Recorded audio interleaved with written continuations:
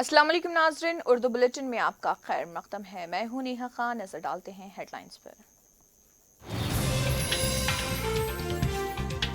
तबलीगी जमात के इजलास की वजह से मुल्क में कोरोना वायरस में इजाफा, राज्यसभा में किशन रेड्डी का इल्जाम।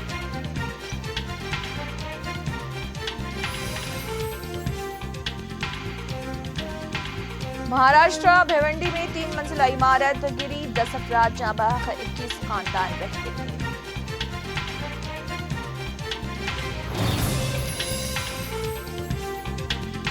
उस्मान सागर व हिमायत सागर की सतह आब में भी इजाफा दर्ज।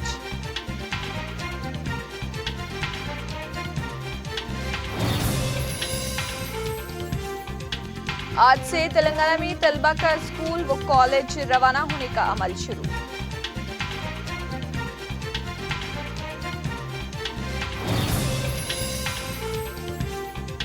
हैदराबाद सरूनगर थापुवान कॉलोनी में एक शख्स पानी में बह गया, पुलिस तलाश में मसरूफ।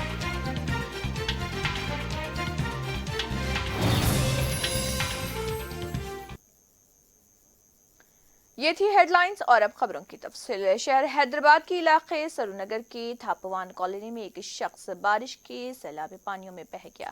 नवीन कुमार जो स्कूटी पर सवार था सैलाब के पानी में गिर गया और डूब गया, जबकि इस मौके पर मकामी अवाम मौजूद थे। बालापुर के इलाके में तकरीबन 35 कॉलोनियों के सैलाब के पानी एक मिनी टैंक में जा मिलते हैं। नवीन कुमार तेज बारिश की वजह से मिनी टैंक पर जाते हुए थापुवान कॉलोनी में रुक गए और अचानक जाने की कोशिश की। इसके साथ ही स्कूटी कंट्रोल खो बैठी और सैलाब के पानी में गिर गए। मुकामी लोगों ने इस आदमी को बचाने की कोशिश की जो सैलाब में ढल गया था, लेकिन कोई फायदा नहीं हुआ। जीएचएमसी रेस्क्यू टीम और पुलिस लापता शख्स की तलाश में मसरूफ है।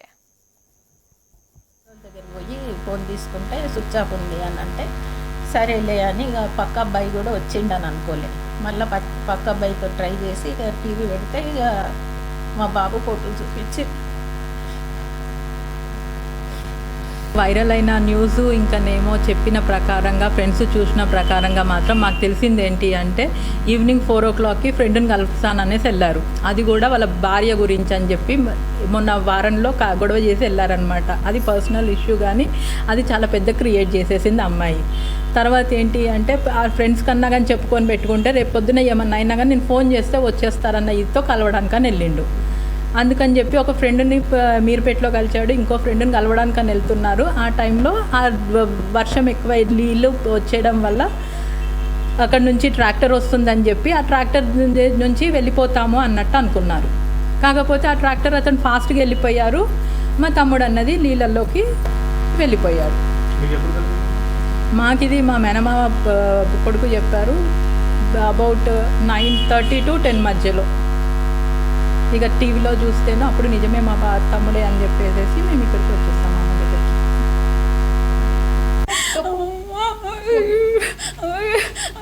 టీవీలో చూసేదాకా తెలియదు నాకు ఏమైందో.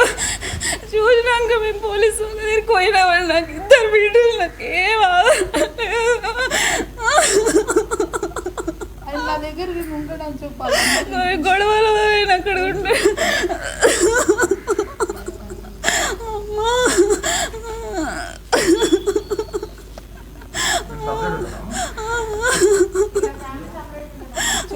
అవునండి, నేను 2 పిల్లల్ని పెట్టుకొని ఉంటాను. కొన్ని గొడవల వల్ల ఆయన అక్కడ వాళ్ళ అమ్మ వాళ్ళ దగ్గర ఉంటాడు. టీవీలో చూసి తెలుసుకున్నా నేను ఆయనకి ఇట్లా అయిందని.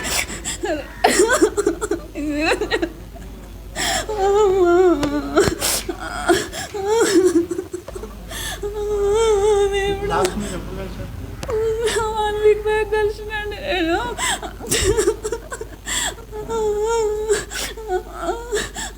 అయితే లేదు.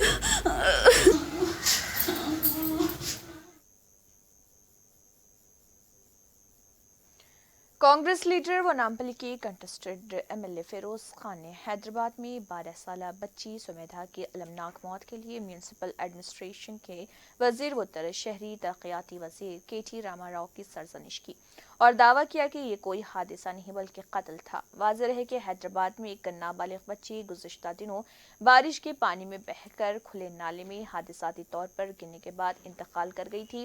कांग्रेस रहनुमा फिरोज खान ने खैरताबाद कंटेस्टेड एमएलए श्रवण, मुशीराबाद कंटेस्टेड एमएलए अनिल कुमार यादव और मलकाजगिरी के श्रीधर के हमरा मुतवफ़ी सुमेधा नाबालिग लड़की के सोगवार वालिदैन से मुलाकात की और उन्हें ताज़ियत पेश की। बादजा उन्होंने जोर देकर कहा है कि ये मौत जेएचएमसी की गफलत की वजह से हुई है। उन्होंने म्यूनिसिपल इंतजामिया और शहरी तरक्याती वजीर केटी रामाराव, जेएचएमसी के मेयर बंतूराम मोहन और मुकामी वजीर तलासानी श्रीनिवास यादव के खिलाफ कत्ल का मुकदमा दर्ज करने का मुतालबा किया। एक 12 साल की लड़की साइकिल पे निकली 17 तारीख और नाले में गिर के उसकी मौत हो गई।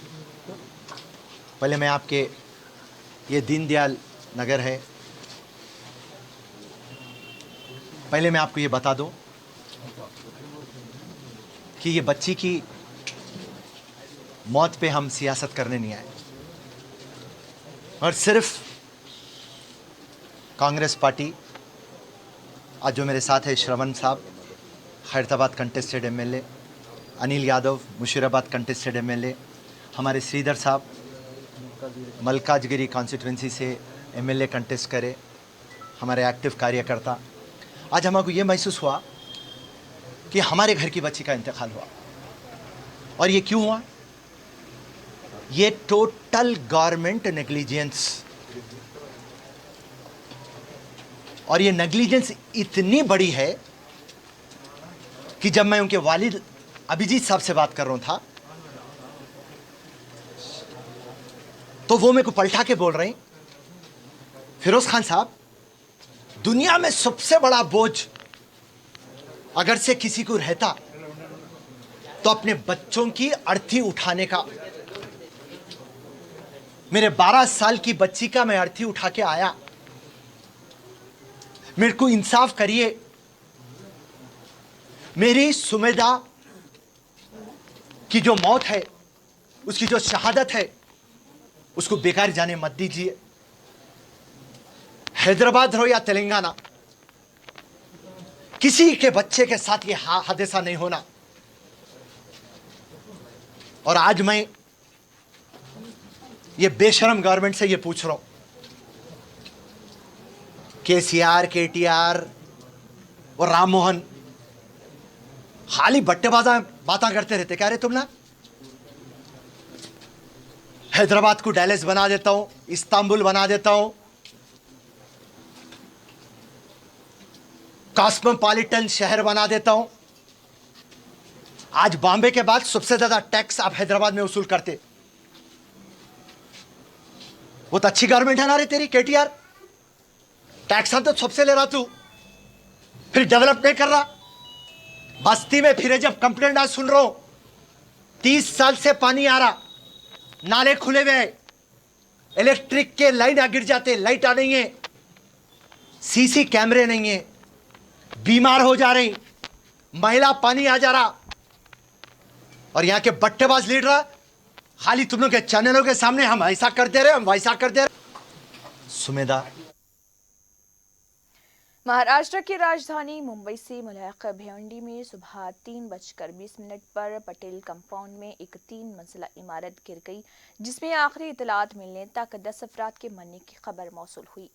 एनडीआरएफ की टीम राहत के कामों में लगी हुई है। खबर के मुताबिक इस बिल्डिंग में 35 से 40 लोग अभी भी फंसे हुए हैं, जबकि 20 अफराद को महफूज बाहर निकाला जा चुका है। यह हादसा उस वक्त पेश आया जब लोग गहरी नींद में सोए हुए थे और न्यूज़ एजेंसी के मुताबिक अभी तक 10 मैयतों को मलबे से निकाला जा चुका है। जिन लोगों की मौत हुई है उनकी पहचान की जा रही है। थाना म्यूनिसिपल कॉर्पोरेशन के पीआरओ के मुताबिक जिलानी अपार्टमेंट 1984 में तामीर हुआ था। इन अपार्टमेंट के मकान नंबर 69 का आधा हिस्सा देर रात गिर गया और वाज़ेह रहे कि ये इमारत खतरनाक इमारतों की फहरिस्त में थी, यानी कि डेंजर लिस्ट में थी। वाज़ेह है कि उसे खाली करने का नोटिस भी जारी किया जा चुका है। नोटिस मिलने के बाद कुछ लोग तो वहां से मुंतकिल हो गए थे, लेकिन कुछ लोग वहीं रह रहे थे। बताया जा रहा है कि भारी बारिशों की वजह से बिल्डिंग मजीद कमजोर हो गई थी। इस गिरने वाली बिल्डिंग में 21 खानदान रहते थे। राहत का काम जारी है और इस दौरान एक मासूम बच्चे को मलबे से निकाला गया। वाज़ेह है कि वैसे तो हर साल बरसात में महाराष्ट्र में बिल्डिंगें गिरने की खबरें मौसूल होती रही हैं, लेकिन इसी साल रायगढ़ जिले में एक 5 मंजिला इमारत गिरी थी, जिसमें 5 लोगों की जान चली गई थी। ये इमारत महज 10 साल पुरानी थी।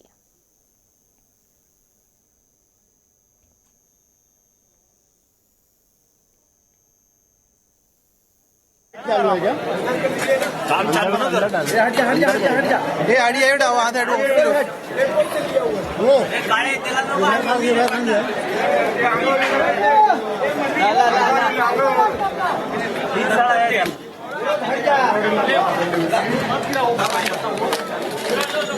वो भी धोखा ही है, एकदम तलाई में नहीं गया।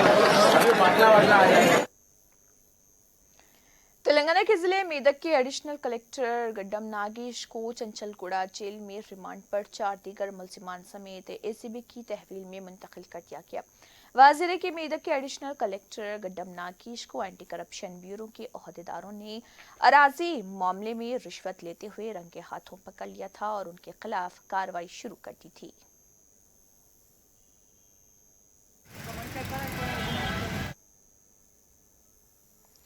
तेलंगाना के वजीर आला के चंद्रशेखर राव ने टीआरएस पार्टी से ताल्लुक रखने वाले एमपीज को फार्म बिलों के खिलाफ वोट देने की हिदायत दी थी, जिसके बाद पार्लियामेंट के अहाते में टीआरएस के एमपी केशव राव और एमपी संतोष के हमरा पार्टी के दीगर अरकान पार्लियामेंट ने एहतजाज किया और तानाशाही नहीं चलेगी के नारे लगाए।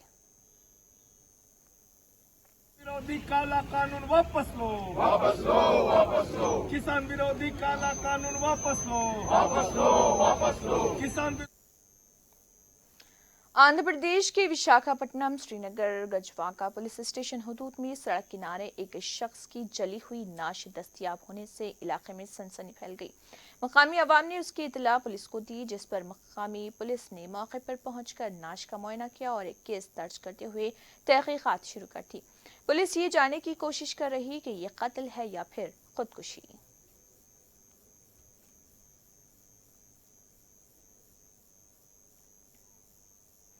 मैलारदेवपल्ली पुलिस स्टेशन हदूद में इक़दाम कत्ल का वाक़या पेश आया। तफसीलात के मुताबिक वट्टेपल्ली के इलाके आधे पहाड़ में मुक़ीम खातून के भाई सोहेल पर खातून के ससुराल वालों ने चाकुओं से हमला करते हुए उसे शदीद जख्मी कर दिया। सोहेल की बहन का कहना है कि उसके ससुराल वाले उसे काफ़ी हिरासा कर रहे थे, जिस पर सोहेल अपनी बहन को बचाने की कोशिश कर रहा था, इसलिए उस पर ससुराल वालों ने हमला कर दिया। देखिए खातून का इस पूरे मामले पर क्या कहना है।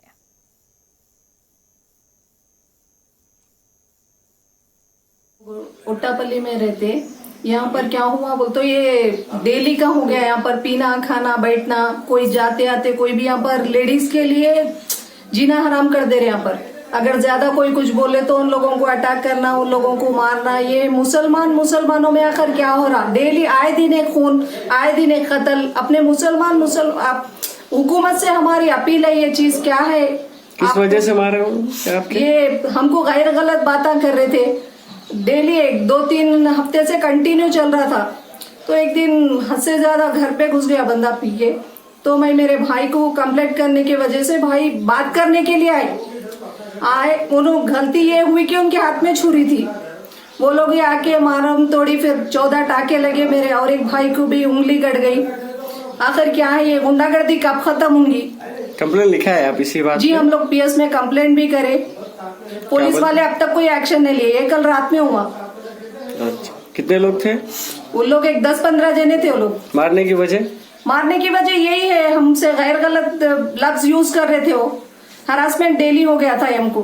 वो वजह से बर्दाश्त से बाहर होके हम घर पे कॉल करके बोलने की वजह से मेरे भाई आए। मारने वालों का नाम कौन थे आप? उसमें एक बंदे का नाम सोहेल है, बाकी पूरे वो बस्ती के लोग ही हैं। आप आवाम को, हुकूमत को क्या मैसेज देना चाहेंगे? हुकूमत से हम यही गुजारिश कर रहे कि आज हमारे साथ हुआ, कल किसी और की बहन, कल किसी और की बेटी के साथ होता।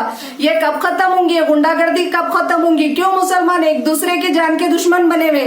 और इसके लिए हुकूमत क्या कर रही? हुकूमत क्यों ये चीज की तह तक नहीं जा रही?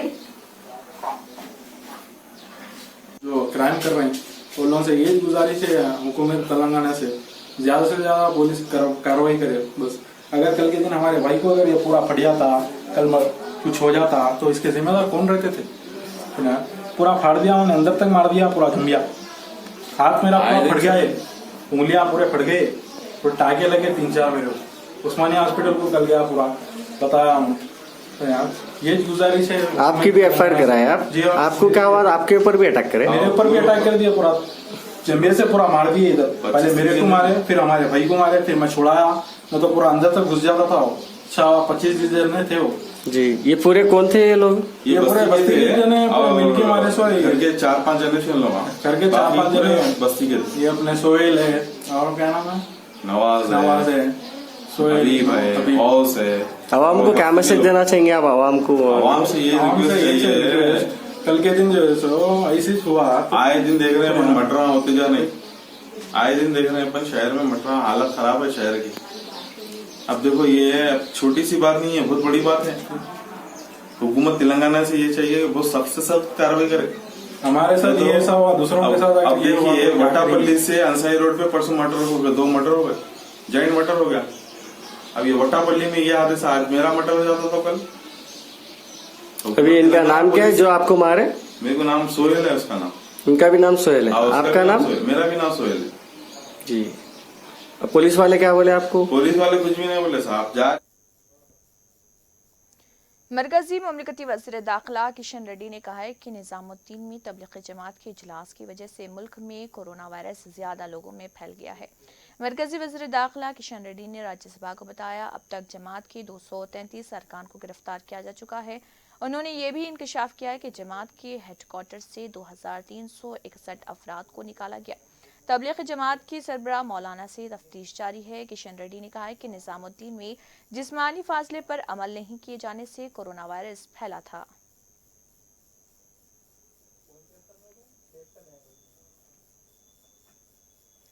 मजलिस इत्तेहादुल मुस्लिमीन के सदर व रुकन पार्लियामेंट हैदराबाद बैरिस्टर असदुद्दीन ओवैसी ने बिहार इलेक्शन के मौके पर बिहार के वज़ीर आला नीतीश कुमार को तनकीद का निशाना बनाया और कहा कि हम डरने वाले नहीं, हम लड़ने वाले हैं। सेक्युलरिज्म के नाम पर वोट लेने के बावजूद वो कैसे बीजेपी में गए। अख्तरुल ईमान की मुलाकात कोई सियासी नहीं थी। देखिए बैरिस्टर असदुद्दीन ओवैसी का क्या कहना है। 5 साल पहले गठबंधन के नाम पर वोट लिया,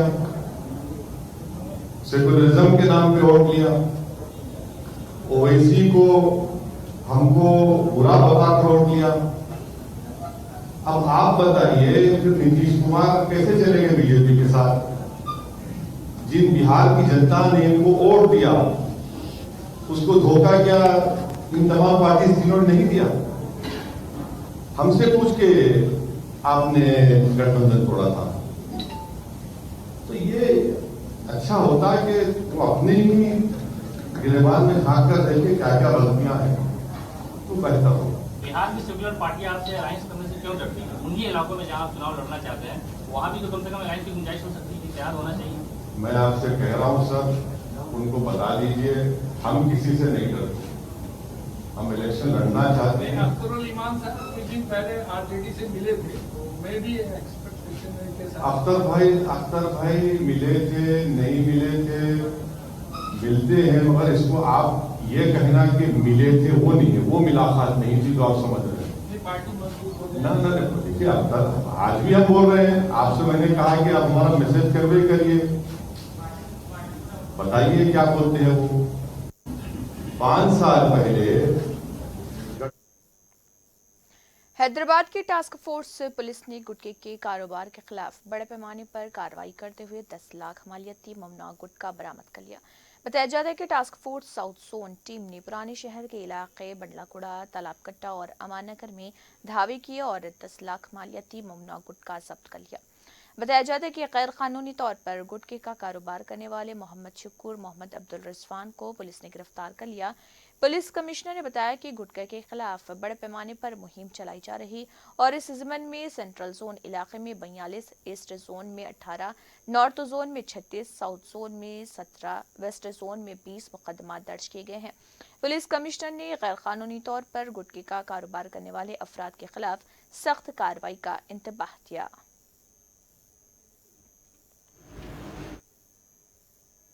बेंगलुरु में किसानों ने फार्म बिल 2020 के खिलाफ एहतजाज किया। KSR रेलवे स्टेशन से आज़ाद पार्क तक फार्म बिलों के खिलाफ एहतजाजी रैली में हजारों किसान और ट्रेड यूनियनों के अरकान ने शिरकत की।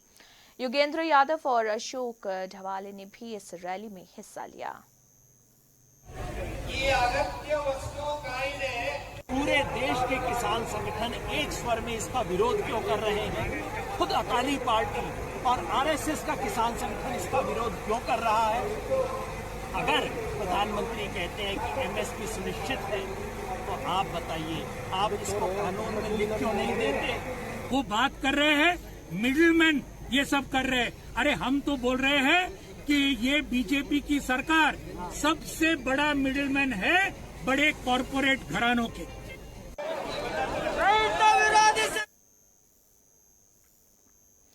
PV नरसिम्हा राव एक्सप्रेसवे पर पेश आए सड़क हादसे में पुराने शहर से ताल्लुक रखने वाले 5 नौजवान जख्मी हो गए।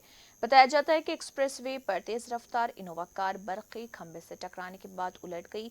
बताया जाता है कि फलकनुमा मुस्तफ़ा नगर से ताल्लुक रखने वाले 18 साला मोहम्मद फराज, 18 साला मोहम्मद आजम खान, 19 साला मोहम्मद फरहान, 19 साला मोहम्मद तकी और 21 साला शेख अब्दुल्ला इस हादसे में जख्मी हो गए।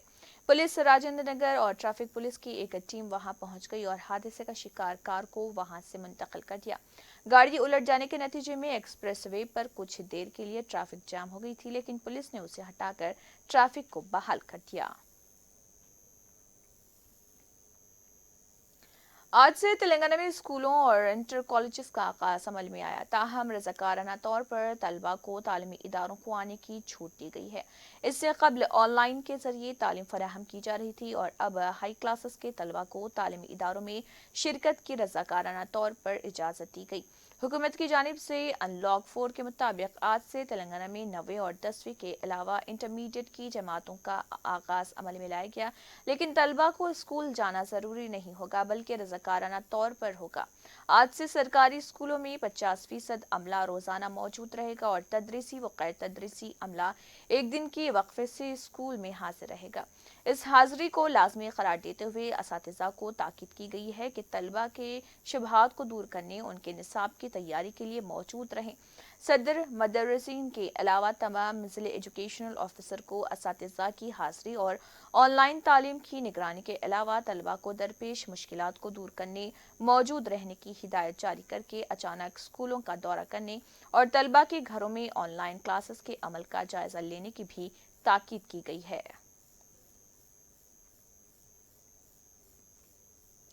सैदाबाद पुलिस स्टेशन हुदूद में कटा हुआ एक इंसानी पैर दस्तयाब होने से सनसनी फैल गई।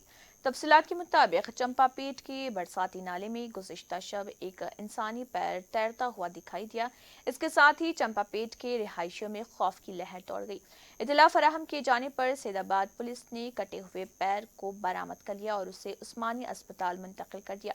मुकामी लोगों ने बताया कि मुसलसल बारिश के बायस नाला काफी बह कर जा रहा है और इस दौरान इंसानी पैर भी नाले में बहता हुआ नजर आया। इम्कान जाहिर किया गया है कि पैर 50 साल के शख्स का होगा जो ऑपरेशन के दौरान पैर को अलग करते हुए नाले में फेंक दिया होगा।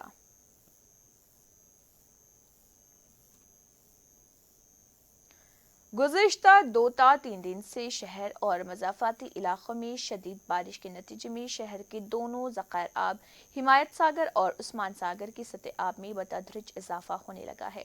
Hyderabad metropolitan water supply and sewerage board को उम्मीद है कि उस्मान सागर और हिमायत सागर में पानी की सतह में मज़ीद इजाफा होगा, क्योंकि शहर के अलावा इन ज़ख़ायर आब के आबगीर इलाक़ों में बारिश का सिलसिला जारी है और यहाँ मज़ीद बारिश की भी पेश क़यासी की जा रही। हिमायत सागर की सतह आब 1747 फीट दर्ज की गई, जबकि इसकी मुकम्मल सतह आब 1763 फीट है। उस्मान सागर की सतह आब 1761 फीट दर्ज हुई, जबकि यहाँ मुकम्मल सतह आब 1790 फीट है। कहा गया है कि हालिया बारिश के नतीजे में हिमायत सागर की सतह आब में 1.3 फीट का इजाफा हुआ, जबकि उस्मान सागर की सतह आब में 2.2 फीट का इजाफा हुआ। जुमेरात को भी इन दोनों ज़ख़ायर आब की सतह आब में कातिल ख़्वाह इजाफा हुआ था, क्योंकि इस दिन भी शहर हैदराबाद और इतराफ़ के इलाक़ों के अलावा आबगीर इलाक़ों में भी अच्छी बारिश हुई थी और पानी के बहाव बढ़ गए थे। अबरसानी बोर्ड के ओहदेदारों ने बताया कि शहर में पीने के पानी का कोई मसला नहीं होगा, क्योंकि शहर को पानी सप्लाई करने वाले असल ज़राए नागार्जुना सागर प्रोजेक्ट और यल्लमपल्ली प्रोजेक्ट में भी पानी की सतह बेहतरीन हो गई है और यहाँ अब भी पानी का इनफ्लो जारी है। 2015 के बाद से Hyderabad metropolitan water supply and sewerage board ने उस्मान सागर और हिमायत सागर से पानी हासिल करना बंद कर दिया है। ताहम गुज़िश्ता साल मौसम गर्मा में यहाँ से पानी हासिल करना पड़ा था, क्योंकि जंगोर और मांजेरा ज़ख़ायर आब में पानी की सतह कम हो गई थी।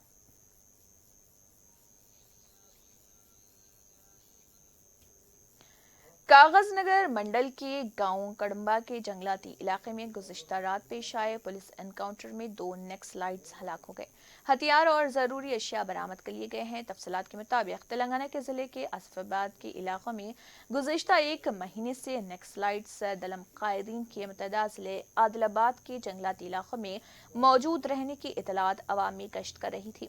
इस ज़िम्मन में तेलंगाना के डीजीपी महेंदर रेड्डी ने भी आसिफाबाद ज़िले में क़याम करते हुए नक्सलाइट्स की सरगर्मियों के बारे में तफसीली तौर पर जायजा लिया था और सारे मुतअद्दिद ज़िले आदिलाबाद के इलाकों में पुलिस की जानिब से हाई अलर्ट का ऐलान करते हुए सियासी कायदीन को चौकन्ना रहने की भी हिदायत जारी की गई थी और खुसूसन पुलिस की जानिब से तकरीबन 19 पुलिस गश्त टीमों को मुतअद्दिद ज़िले आदिलाबाद के जंगलाती इलाकों में पेट्रोलिंग की जा रही थी।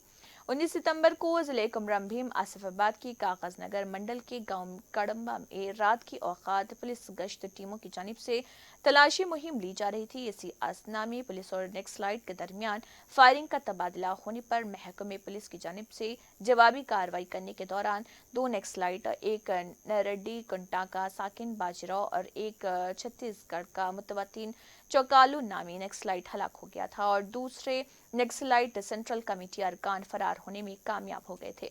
एनकाउंटर के बाद दोनों नक्सलाइट्स के हमरा AK-47, 2 हथियार और ज़रूरी अशिया बरामद हुई थी। इसकी इतला इंचार्ज सुपरिटेंडेंट पुलिस सत्यानारायण ने पुलिस एनकाउंटर के मुकाम पर मुकामी अखबारी नुमाइंदों और मीडिया नुमाइंदों से बात करते हुए दी थी। इस मौके पर एडिशनल SP YS सोदमंदर भी मौजूद थे।